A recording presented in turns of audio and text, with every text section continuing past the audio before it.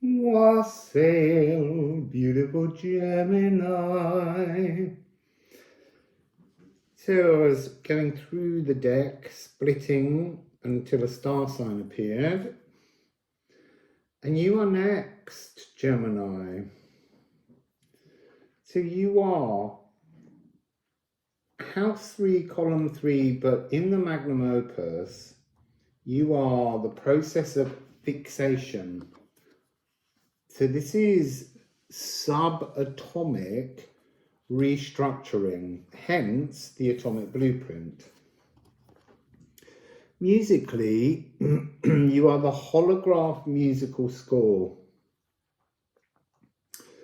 So the holograph musical score is the original handwritten manuscript at which a composer composes a piece. So it's the idea of pulling in inspiration and transposing it from thought, actioning it into the physical.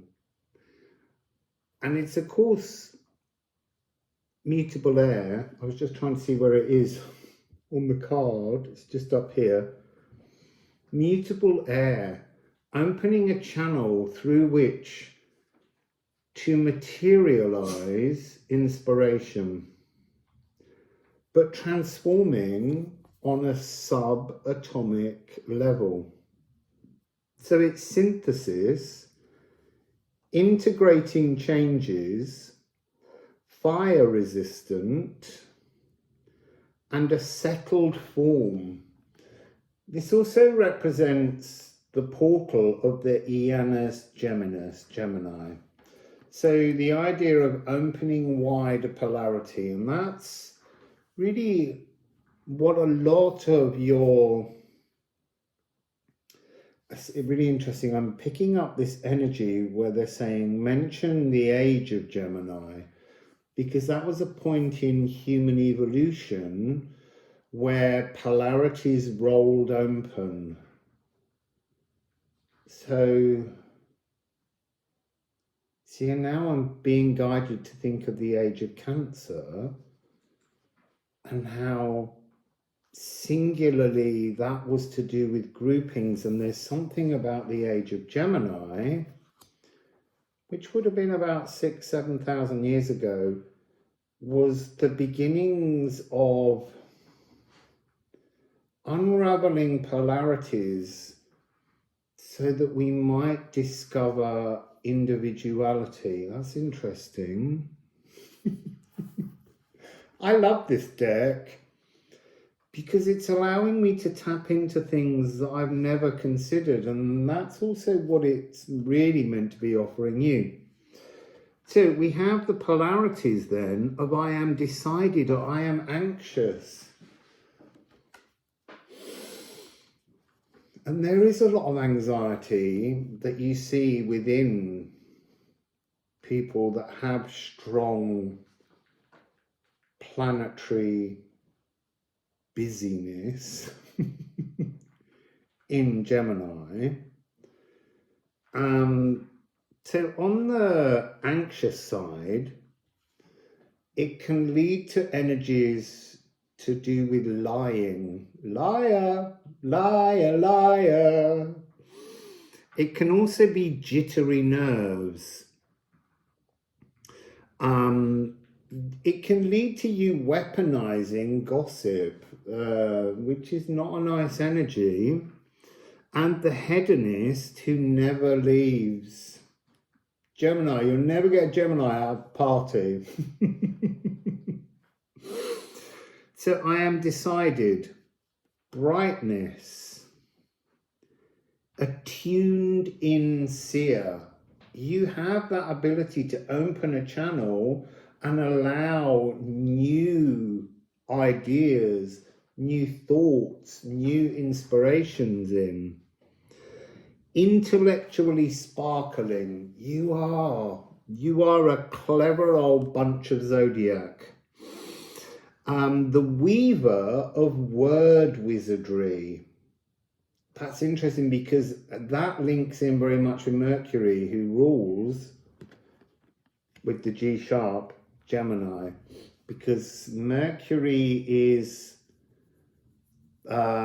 silver-tongued. You can be very silver-tongued. It's also the source of breath for the wind of change. I mean, the point is that all these signs, they all have positive and negative, and these are the first cards in the deck. So they almost poke at the rawest moments as you move through the deck. The energies become a more sophisticated poking. But so let's go to the 21st of May to the 20th of June. And then on the back in the sidereal, it is the 16th of June to the 16th of July. And in the International Astronomical Union, I think it's astronomical, not astronomy union, it's the 22nd of June to the 20th of July. And your card came out with Chariklo. He's currently 8-9 degrees of Aquarius, another air sign. So I think here we're talking about, because it's fixation, fixing in new boundaries of thought, transforming thought and fixing it in. I love Chariklo. So Chariklo is the consort of Chiron, and she's sometimes a centaur and sometimes a water nymph, an undine. She's a shapeshifter, and she represents the graceful enforcer of boundaries. And here, this really is enforcing of new thought patterns, new psychological philosophies. So she's A sharp B flat, which is the nervous system. You see, jittery. She's here. She's a really good energy to call out to when you're feeling anxious, when you're working with Gemini. Look, part of this series is just to introduce the magnum opus, the alchemical representations of each of the zodiac houses. But I'm going to be moving on to this 15-day challenge to reach out to your soul. And as I'm going through this, it's almost hinting at that coming nearer, because I can't do it until I'm told, because I obey what wants to come through. So Chariklo has Gemini and Pisces. Interesting. These are channeled energies. So if you go online searching for things, you'll know that most of the asteroids don't have essential, they don't have places, essential dignitaries, where they're in detriment or in fall or in rulership. But while working with this deck, these frequencies were channeled with the notion that we have to trust that we will observe their purpose coming. You see, it's interesting. She has an orbit of 62 years. So she is due in Pisces. So maybe we may see something. You see, an awakening through illness is one of her energies. So the graceful enforcer of boundaries, an opening chord, something fresh, something new, but a chord is something boundaried. And so I feel there's something about soothing the nervous system here through applying new thoughts and then putting a boundary around them, giving them a realm in which to exist. There's a lot of wind out here this morning, and we are on air signs. And Gemini is that breath of life that begins to bring change. Chariklo assists in creating boundaries, fencing things. So She's an awakening through illness. Sometimes people have awakenings through emotional trauma, but this is an awakening through illness. This is that there can be an energy of a near-death experience, I think, within this card. It's soothing neural networks. So it's really inside the head that she's working. And it is the law of shamanic health. The law is the mythology, but it's also this energy of understanding shamanic health. She represents spirit medicine and shape-shifting. Shifting shape inside the Janus Geminis, and that's where this 15-day seek your other self exercise takes place. So, the polarities on Chariklo, I am soothed or I am stressed. Now, I don't know about you, but I am running into so much stress in others. I've begun to learn now, since doing my 15-day challenge, to recognize feelings, sensations that belong to me and things that belong to others, and I Chariklo to keep that out of me. I gently enforce boundaries around me without blocking myself. That mean I'm standing more in my own energetic truth than that of others, because there's a lot of chaos being unveiled at the moment to deconstruct, to reconstruct. So I am stressed. So that is anxieties, nightmares of despair, out-of-body traumas, tumbling between dimensions, and wandering dark corridors towards illness. But it is the awakening through illness. So she almost calls you like a siren down there so that you can have an epiphany, turn around and transform your health.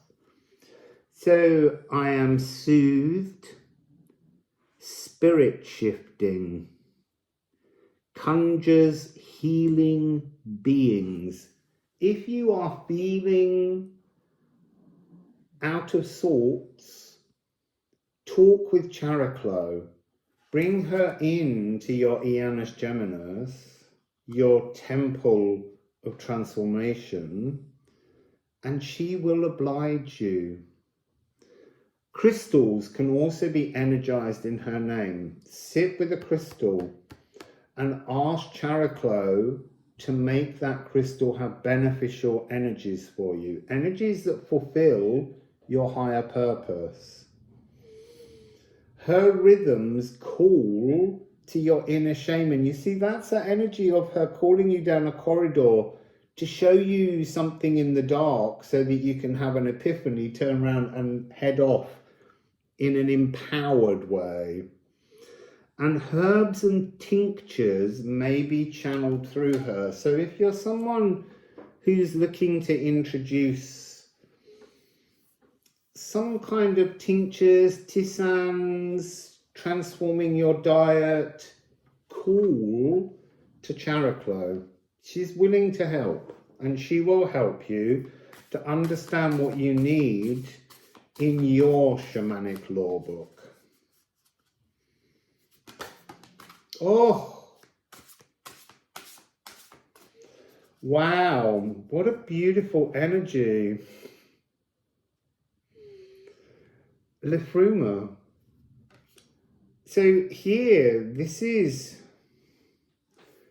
it's almost like you have an in-house Gemini in the Janus Geminis.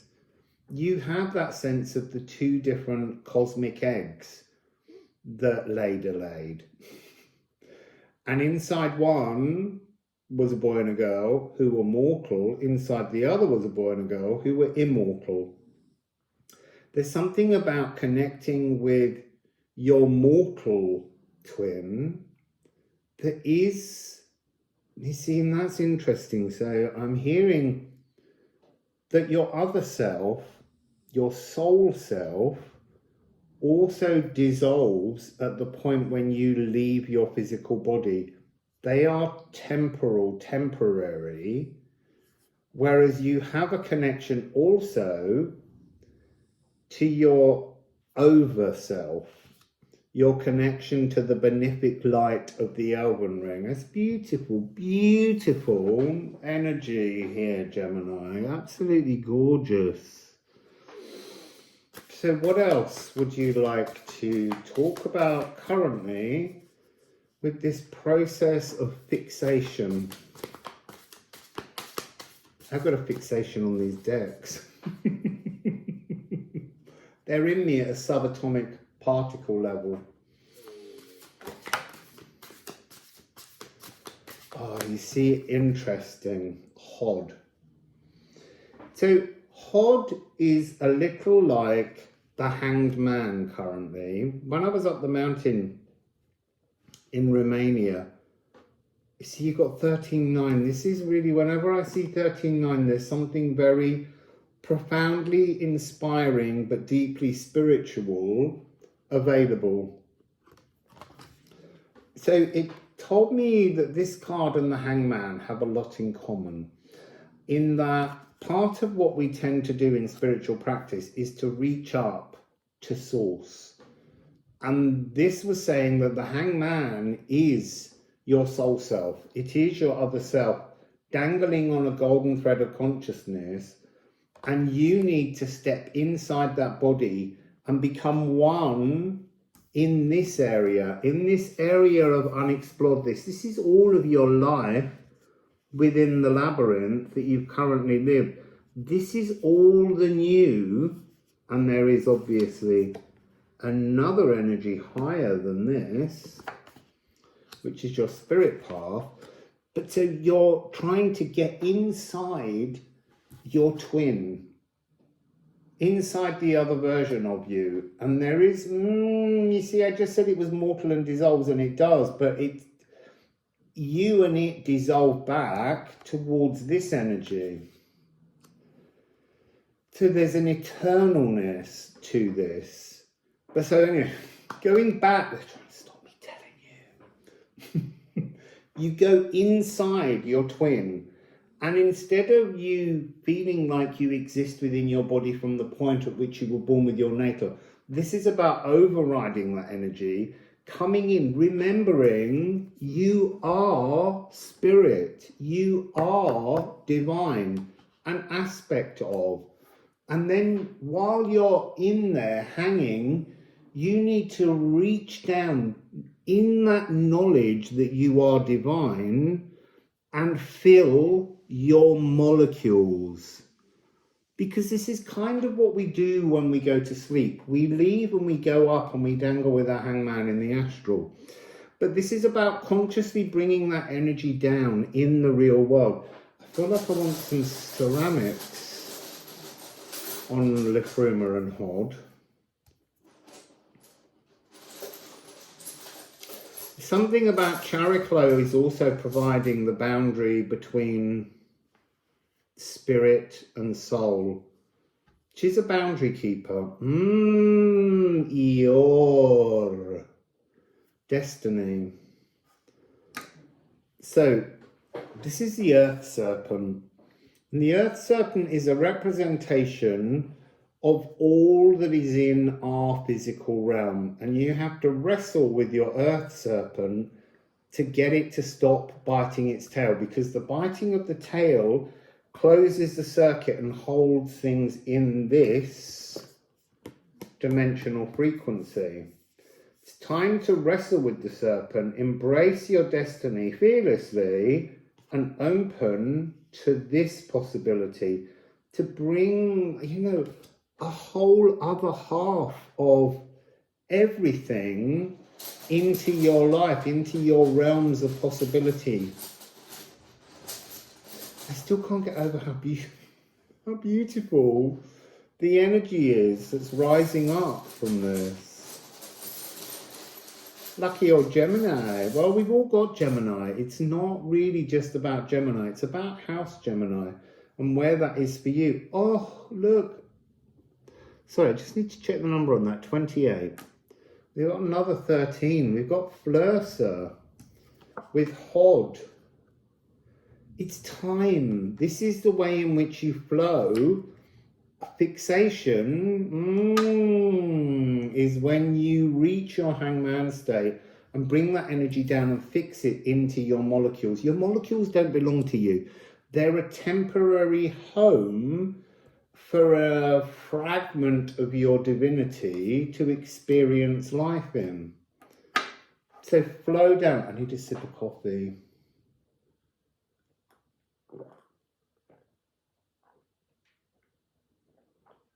Oh my goodness.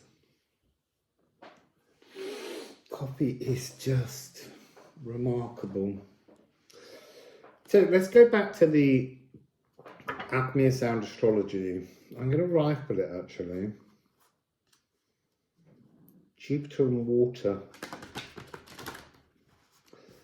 Oh, so there's something in that. They're saying make an expansion of emotions as you move that energy from your mind through Characlo in Aquarius and bring it into your body. When you reach up, you will feel a sense of expanded emotions. Pull those emotions down with your thoughts into your cells. And that's for anybody. You just look at Gemini, because when I do this column work, you'll see that all of these processes are important. And I know whenever I do anything that names a house, only people with that house tend to watch these things. So we're all missing part of the whole, which is the healing, the alchemy. I only want the one facing up, and the others can go back. Life force. Where does your life force live within you? Does your life force live? Oh, I need to get Flursa off there. Does it only live in here? Because it can't any longer penetrate into your higher purpose if your life force remains stubbornly where you were born. Life force is fluid and it should move with us through life. So things that you have experienced, joys, sadnesses, all the different markers of energy in your past are blocking your life force from shining so beautifully. So update your life force to the now by coming down and lighting from here with your life force, connecting with this other you energy and bringing that down, and woof, everything will light up. We'll get a little bit chaotic though at first, because it's almost like shining a light on and suddenly all the insects scuttle away because you can see them. And some of them are full of nutrition. Funny insects. But you know what I'm saying. Munching on shadows is full of nutrients. The things in the dark are a blessing. They're not to be feared. So I feel like here, sorry, I just skimmed past this. This is I am radiant or I am dull. Dull is anxious. Radiant is gorgeous. So when our life force is far away from us, when we're younger, we're closer to it. And that brings us that sense of recklessness. But as we get older, that distance from our life force can lead to this energy of feeling totally housebound. Like you're frightened to go out. It's a really difficult energy. But just by talking about these, through these cards, we're able to look at these polarities and go, yeah, I don't like that about myself anymore. I'm going to work towards transforming on a subatomic level to bring yourself a new blueprint, an atomic blueprint for moving forwards into a more divine pathway. So it can also be an anguish addiction. As you get further and further and more distant, more and more anguishes rise up. Excuse me, I'm burping. It must be a very big, important truth. And we can become addicted, because anything that's familiar is comforting. Even when it's traumatic, it can become comforting. And this is the door to darkness is ajar. Because if you don't shut that door on the darkness, none of that life force is coming into your current now moment. So it's something we all have to experience, pulling forwards the light we shine. This is the radiant trombone octet. Beaming with life force. It's the note E, and it is our solar plexus. So I am radiant, I am animated, blazing core purpose. So being inspired by the life that you're living, beaming with warm, open-heartedness. That really links with Leo, that the sun rules. And then there's the Trinity of life. So look, the sun is a source of life. It's the source of our life force. And the Trinity of life in terms of the sun is dawn, noon, and dusk. That's the Trinity that we need to be considering. Do we see the sun come up? Are we up before dawn? Do we see the sun at midday? And then do we watch as the life force goes down, knowing that while we're in the astral working with our other self, it's moving through shadows in the darkness to return. It's kind of trusting in a cycle of life, but somehow you need to be pulling it closer and closer to you. Identifying frequency of life and luminosity. Are you radiant and shiny? If not, why not? What are you going to do about it? So another little message. I'm keeping it on the tongue, so I'm trying to keep these to half an hour. I want to just say Eris just turned up, and I was really going to put her away, but they were like, she's really important to this energy. Eris, moral compass challenges. She's a very difficult energy. Goddess of discord. She's the one who wasn't invited to the wedding, so she threw in a golden apple to Paris and said, give it to the most beautiful goddess. And then everyone fell out with each other. And he named Aphrodite the most beautiful goddess. She promised him the most beautiful human, which was Helen of Troy, and a war broke out. Because a war breaks out. Eris is very much a kind of Kali Ma energy. To deconstruct things so that you can rebuild them with love. Liffruma means the source of love.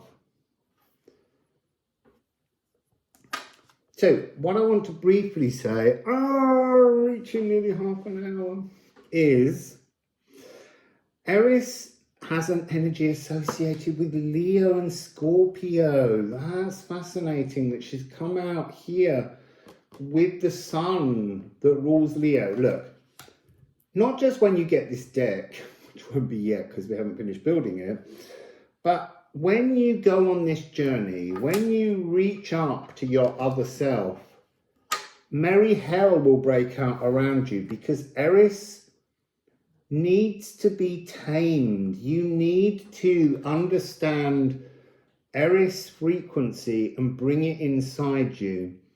She's a kind of classical thrash metal orchestra.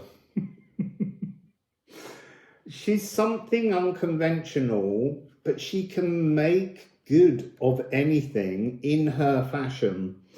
And it's often seen as the raw feminine disruptor. Now, the raw feminine is to deconstruct, to create again through love. But most people resist the deconstruction. They resist the chaos that she stirs up. And she is the chaotic creatrix. It's her job to be that energy. I often think of raw feminine as the strength card in the tarot deck. The maiden and the lion. The lion's got a little bit cocky and a little bit aggressive and in a raw masculine way, but because she's got that same destructive energy but to rebuild in love, she's got hold of the lion and she's like, if you do that again, I will destroy you. So it's very much Kali Ma and Shiva energy. When his ego becomes too much, the Kali Ma energy comes in and she creates death to rebirth him through love. And that's very much this Scorpio. So it's re-death and birth, not death and rebirth. We died coming here. That was our first death when we were brought to life here. And so we're trying to create through the magnum opus a living death and a birth. So a re-death, dying again, to be born closer to this. So her energies are, I am chaotic or I am ordered. And on both sides of her polarity, rather interestingly, the first word is rebel. Rebel for good or rebel for bad. Rebel is always an energy necessary to break free. Otherwise, you're trapped. So she's the goddess of discord. And she is the unsacred rage. When she's in her negative form, it's not a sacred rage, it's an unsacred rage. That's another of the darker energies in raw femininity. This is the divining ego leveler. But she can also be the cat among the pigeons. The beaker of entrenched boundaries. Interesting that she's coming up here because she's going to be working on the darker side of Chariklo's boundaries, the things we hold fixed. And she is the beaker of entrenched boundaries. She can hold those boundaries, but she can also tip them out. So this is also the energy of sprouting sanctimonious spirituality. Am I doing that? And it is the returning tornado of chaos and war. But it is a positive force of destruction to restore love. If you don't embrace the destructive force of the raw feminine, then her energy, if it's not within you, has to be without you. And you will experience that energy constantly buffeting you in the world that you see around you. It's better to work with Eris as a friend than to leave her out in the cold to be that tornado. So let's just see what's on the bottom of the decks. On Liffruma Weakened, this is an energy of remembrance. This is an energy of remembering your relationship to the world. So it's interesting that that comes with just after Eris. So when you change your blueprint, the world around you will respond. And the bottom of Soot, the chaos. So there's something here really strongly for Gemini saying, it's time now to embrace the chaos that's around you, because you're creating it by not befriending the polarity of Eris, being ordered or being chaotic. So that's your current it's your current mission, Gemini, is to just embrace that chaos. Love the chaos that you can create within you, because if you love that chaos, you've done exactly that thing. You've made it the raw feminine disruptor to deconstruct with love. So that's your message for Gemini, the alchemical process of fixation. Wassail!